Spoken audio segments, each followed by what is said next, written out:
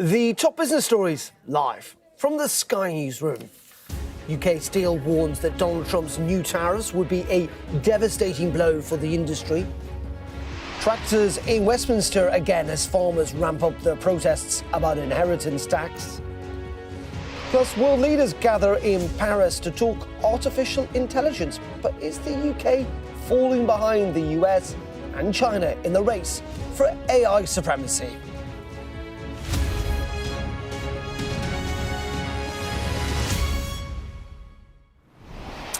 Very good afternoon on this Monday, Business Live, with me, Darren McCaffrey. Well, all eyes will be on the White House again later today when Donald Trump is expected to announce a new raft of trade tariffs. The US president said he will impose a 25% import levy on all steel and aluminium imports into the US. The trade body, UK Steel, has warned, though, that tariffs would represent a devastating blow to the industry. Well, let's delve into the details now.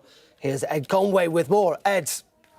Hi, Darren. Shall we give you just a good sense of, why this matters? Obviously, we've yet to get the full details on these tariffs, precisely how they're going to be imposed, what the numbers are going to be, although we're told it's going to be 25% for each of them.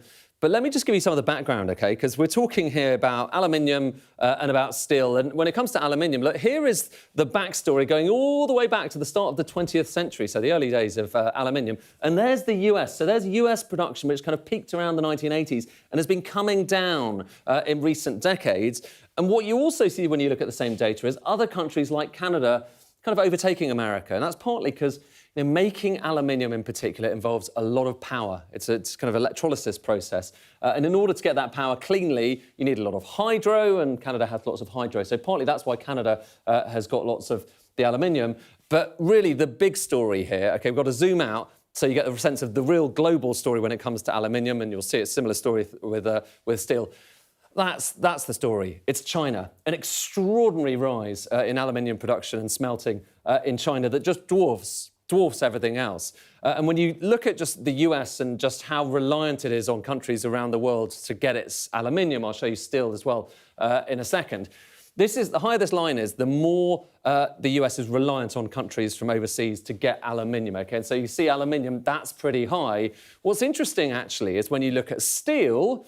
So again, the higher the line is, the more dependent you are on getting those imports from overseas, which is relevant when it comes to these tariffs. Steel is lower, has a lower import dependence than aluminium. So there is, those two metals are talked about in the same sentence often. But there is a bit of a difference here, a subtle difference, but an important difference. And by the way, when it comes to aluminium, you're probably wondering, so where does it come from? Who is actually going to be most impacted by these tariffs? Well, it's not actually China. So despite the fact that China produces so much of the world's aluminium, very little of that actually ends up in the US. You've got Bahrain and the UAE. Again, it's areas that have lots of power, essentially, that produce a lot of the aluminium. But it's Canada. It's mostly Canada that produces the vast majority of imports going into the US, to the extent, actually, that when people talk about the aluminium market in America, they talk about the North American aluminium market. It's so heavily embedded with each other. So it'll be interesting to see just what does he say about Canada when it comes to this, because it'll be pretty disastrous for Canada. In terms of kind of what steel is actually aluminium is going into. So steel primarily, structural. It's going into kind of railways. It's going into buildings, and to some extent, it's car chassis as well. With aluminium, it's mostly transportation. OK, so planes. A lot of fuselages, wings, etc., made out of aluminium. You've got cars as well, particularly EVs. So anything that needs to be light, because aluminium is really light. But also packaging, building and construction, electrical, sometimes used in place of copper. And here's what matters about this, OK? So these are all of the uses that America has for aluminium. If you're suddenly making these inputs, so the metal coming into the country, more expensive, then the cost of all of these products are likely to go up. So that's the issue with tariffs, according to economists. When you're putting up the cost of the input, then everything else goes up in price as well. So you can potentially expect inflation in everything from planes to automobiles as well. Now, just steel, I'll briefly kind of do the steel story here, because in some senses you'll see it's kind of the same stories. There's the UK. I've put that on almost for nostalgia. The UK really, really low right now. But we used to produce quite a lot of steel. But again, the main story here is China. The UK used to produce more steel than China, but that was back in the 1960s. China is now totally dominant when it comes to steel. And if you're looking for, how is this potentially going to impact the UK? Well, obviously, we need to find out what the detail of these tariffs is. But here in the UK, we don't make that much steel, but we do still export quite a lot of our steel products and iron products to the United States, so quite high when it comes to exports to the US. And so, again, we could well be affected by that. Final thing, actually, I wanted to talk about is I guess, a bigger picture. Because this isn't just about the US. It's not just about tariffs on stuff coming into the US. It's also about a kind of bigger geopolitical story, which is the fact that it's very hard right now to compete with China. It's very hard to make products that can actually compete with China. And that, in part, is because China has low energy costs. In part, is because China has massive subsidies for some of its producers. So the higher these bars are, the more the subsidies are, state aid as it's known, for aluminium producers, cement producers, for steel producers. And the upshot of all of that is what economists call overcapacity. So basically, you have China producing extraordinary amounts of this stuff. You saw the charts I showed you a moment ago with steel, with aluminium. And as a result of that, sending a lot of exports around the world. And the best way to illustrate this is with electric vehicles, because what this line is showing you is domestic sales of cars in China. And then I'm going to bring on another line showing you how much production is in China right now and how much it would be if you just extrapolated that line out into the future. And what you see is that domestic production goes above domestic sales. And what happens when that happens? Basically, you're having to export enormous amounts around the world. And a lot of people worry that that's about to happen with electric vehicles, but they point out that essentially that's already happening with steel. It's already happening with aluminium. And they say that if there is one, for economists, they don't like tariffs, but if there is one positive to this tariff story is that maybe people start to talk about these bigger embedded geopolitical trade issues about China, about the US, and about their interaction in the future. But as I say, we're going to just have to find out what the president says a little bit later on today.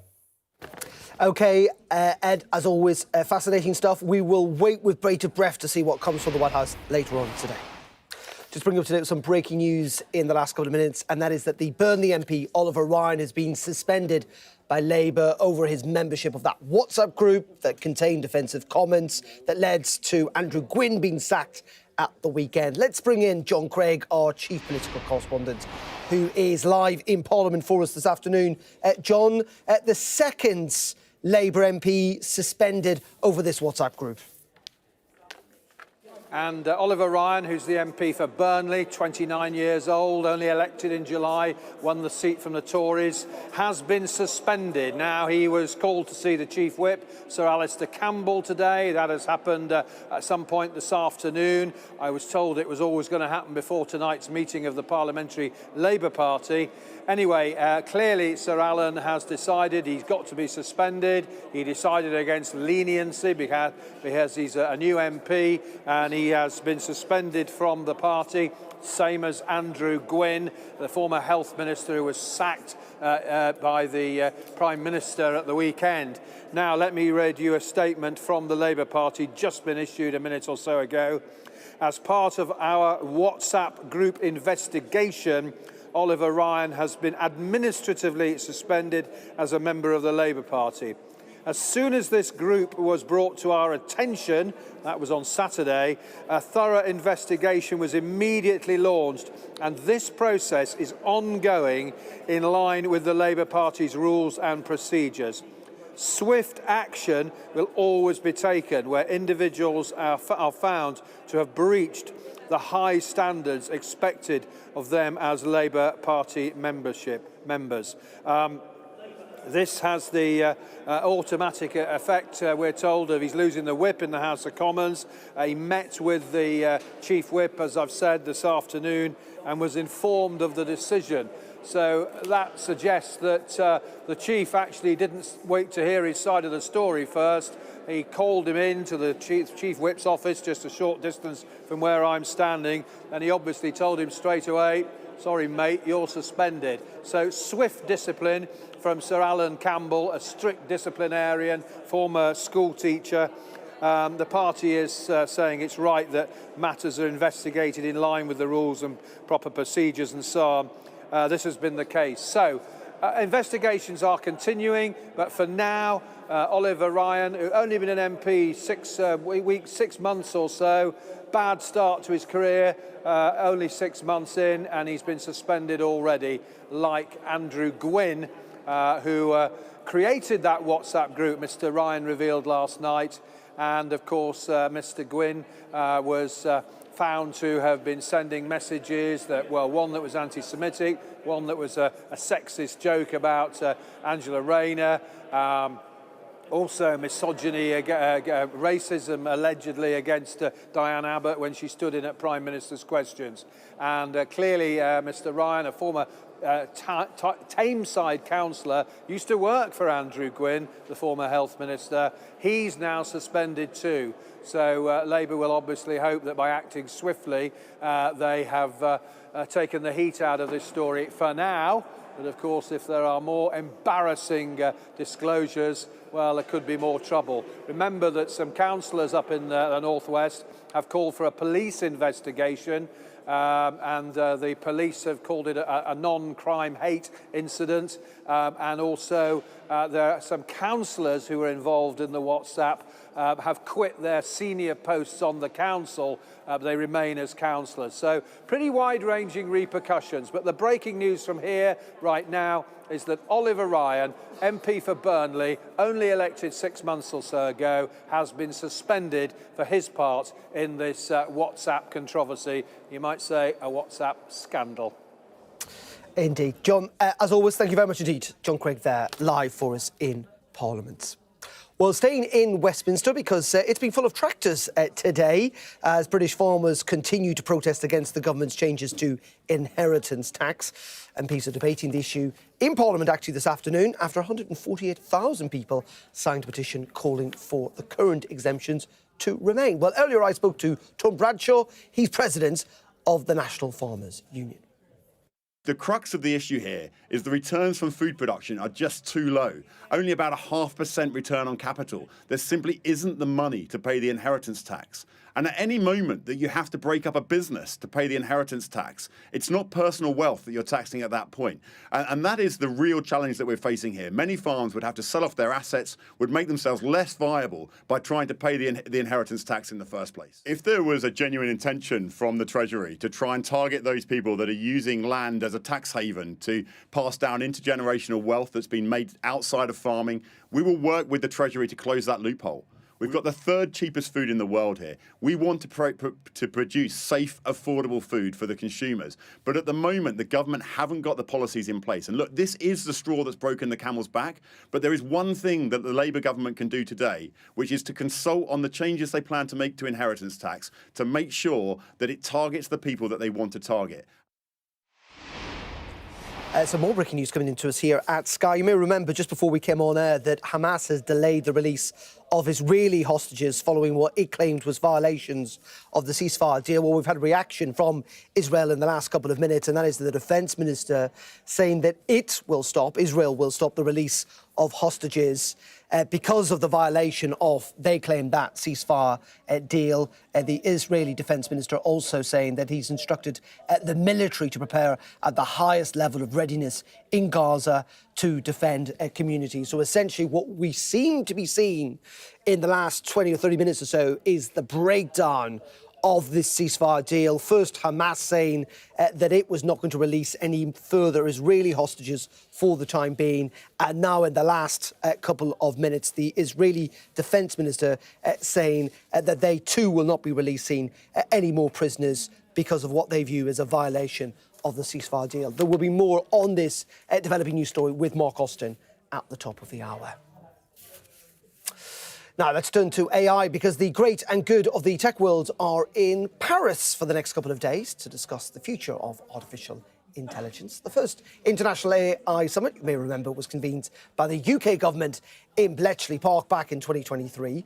But is the UK now falling behind the United States and China in utilising new technology? Well, let's speak to Priya Lakshmi, who is Chief Revenue Officer at the technology consultants GFT Group. Priya, thank you very much indeed for joining us. Just first of all, explain to the viewers at home. What is Emmanuel Macron and indeed Narendra Modi, the Indian Prime Minister, trying to achieve in France this week? I think in the space of AI, the biggest debate, and it will be for some time, is achieving the right balance between regulation and letting innovation thrive. So I would assume that is the biggest thing that they are trying to resolve, to make sure how they achieve the right balance between the two.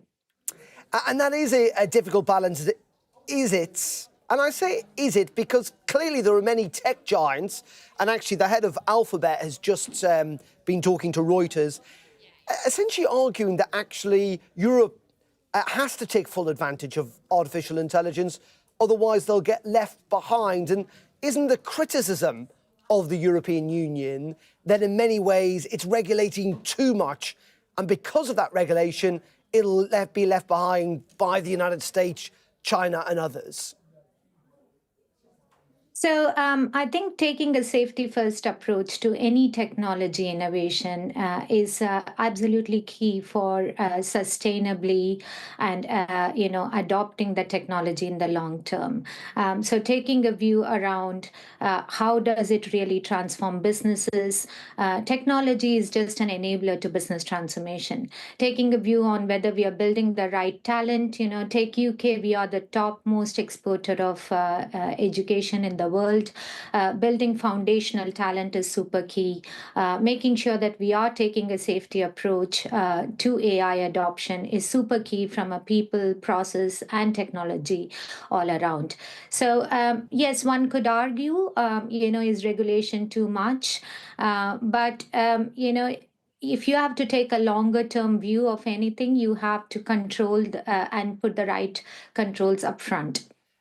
Yeah, and I get that, but the whole point is, at the end of the day, it may not matter what the EU does to regulate, in the sense that, China and America are going to run away with all of this.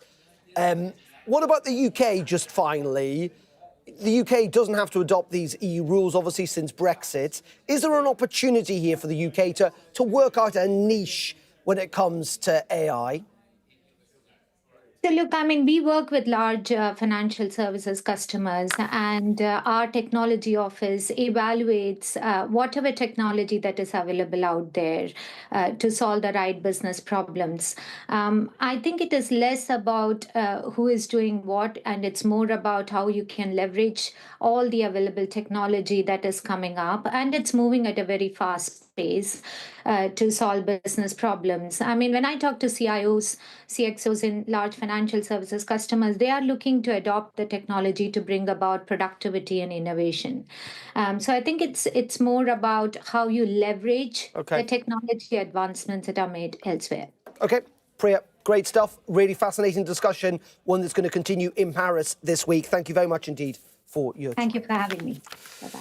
OK, you're watching Business Live here on Sky News. Coming up next, it is the markets on this Monday. The FTSE is up this afternoon. The details after this break.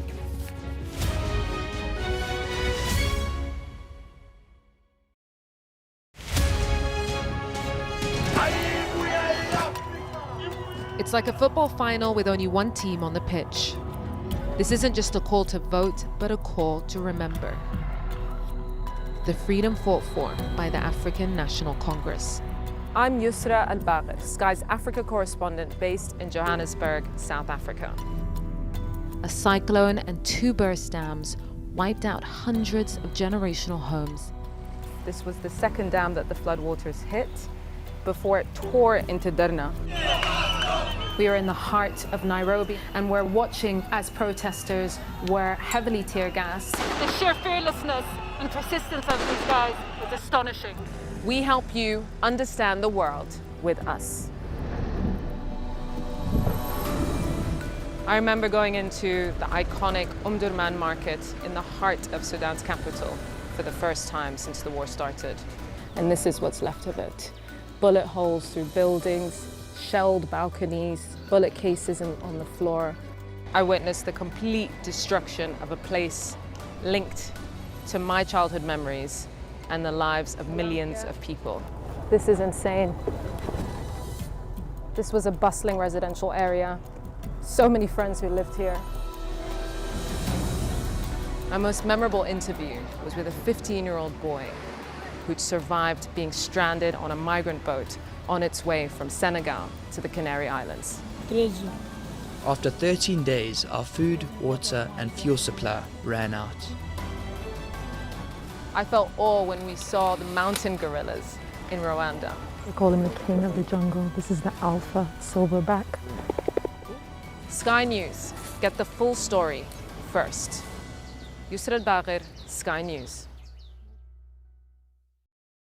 I saw police being forceful, pushing young men and women to the ground as they made almost 100 arrests. Will the cold affect your voters? Well, we have a lot of tremendous support. Free, wherever you get your news. The people here know that worse storms may well be on their way. I'm Martha Kellner and I'm Sky's US correspondent based here in Los Angeles. Mandatory evacuation, you must leave! For many people, Harvey is far from over. People here believe the water will be this deep for weeks. I'm Greg Milam and I'm Sky's chief North of England correspondent. Are you trying to run me over, Sir Philip? No, go away. Look like it, sir. Will you respond to those who made accusations, Sir Philip? Can you go away? Sky News, the full story first.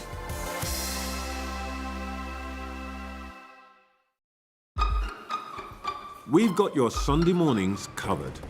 From the front page and the sounds of the streets to the voices of the people who make the major calls and big picture politics beyond Westminster. We'll put you at the heart of our story. I'm ready. Are you? Join me, Trevor Phillips, Sunday mornings on Sky News. Slightly minutes, slightly better.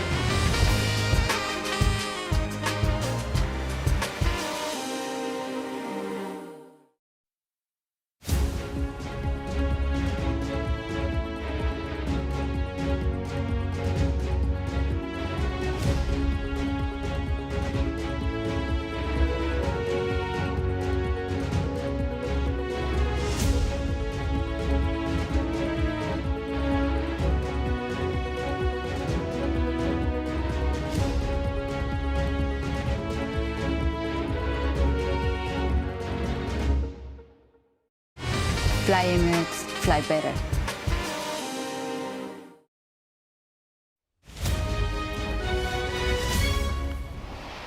Right, let's have a look at how the markets are doing this afternoon in a bit more detail now with Anna MacDonald, Chief Investment Manager at Aubrey Capital Management.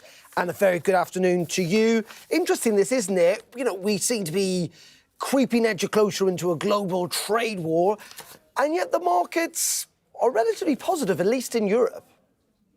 Yeah, and it's not been a bad start to the US either. I think that because of the actions of Trump over the last week or so, when we had those initial tariffs put on Mexico and Canada, and then they were withdrawn, and it was maybe 10% tariff on China. Generally, perhaps that was expected to be more draconian than that.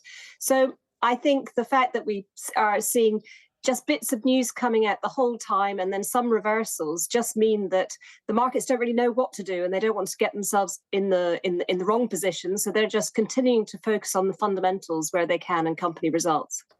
OK, let's talk about McDonald's, Mackie D's. It's had its, I think, final quarter results out at the end of last year. How's it looking for the Big Mac and all the other brands? The shares are reacting well, up around 5%. They have snapped a declining revenue streak, which went on for a couple of quarters. Their international businesses are doing very well.